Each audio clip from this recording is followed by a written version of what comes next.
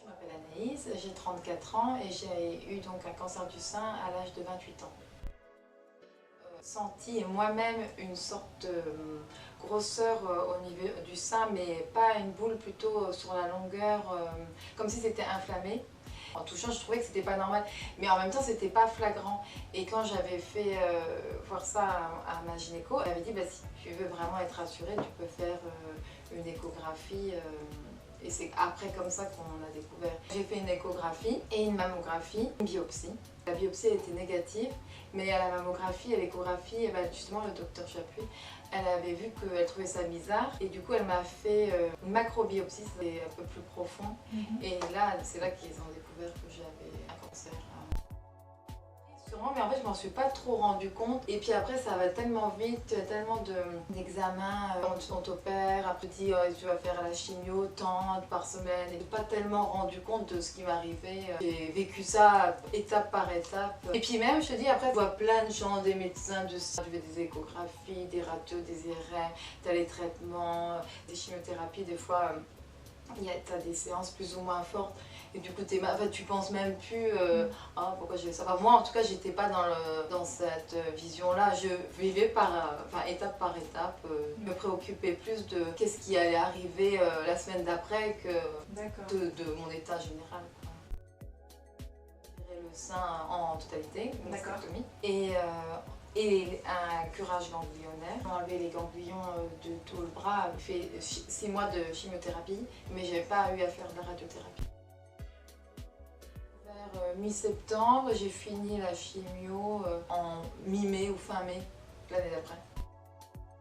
Tu as tellement de traitements d'anti-vomitifs, les nausées, les maux de tête, donc ça c'est pas trop.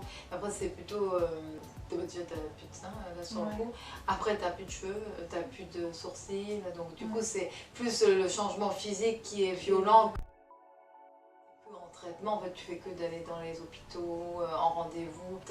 J'ai arrêté de travailler, tu vois tes amis et ta famille, mais seulement si ton état le permet. Donc, t'as plus trop de défense immunitaire, donc tu peux pas aller trop te balader dans les endroits publics. Et tu fais plus de projets, même à court terme. Puis ma vie a été entre parenthèses. Et mon copain qui est resté avec moi, parce que ça aussi, ça on te dit, t'avais dit qu'il y avait à peu près 2 hommes sur 4, c'est énorme, qui partent.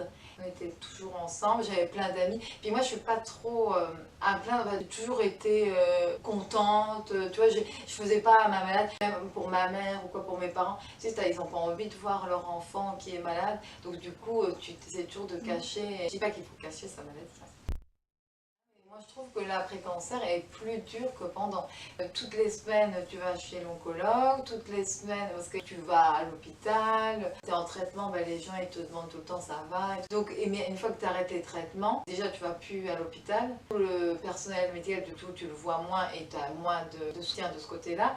Et en plus, dans ta famille, dans tes amis, comme tu fais plus de traitement, pour eux, tu vas mieux. Donc ils estiment qu'ils ont moins besoin de te demander de tes nouvelles. Là, tu te sens seul. Alors que pendant, tu es entouré tout le temps, finalement. Après, c'est une épreuve, mais je trouve quand même, après, c'est compliqué à oublier parce que bon, déjà, on ne te dit pas que tu es guéri. Encore au moins 2 IRM par an. L'après-cancer, je trouve qu'ils n'en parlent pas tellement. En traitement, on te donne plein de solutions. Et finalement, après, tu vas trouver une solution et des gens pas du côté de surveillance médicale, c'est plutôt pour des autres domaines.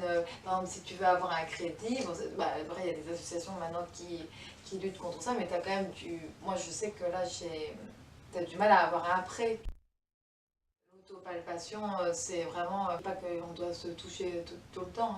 Je vous conseillerais dès qu'elles trouvent que quelque chose n'est plus comme avant, même si ça semble ridicule, qu'elles aillent quand même consulter parce que des fois, c'est pas si ridicule que ça.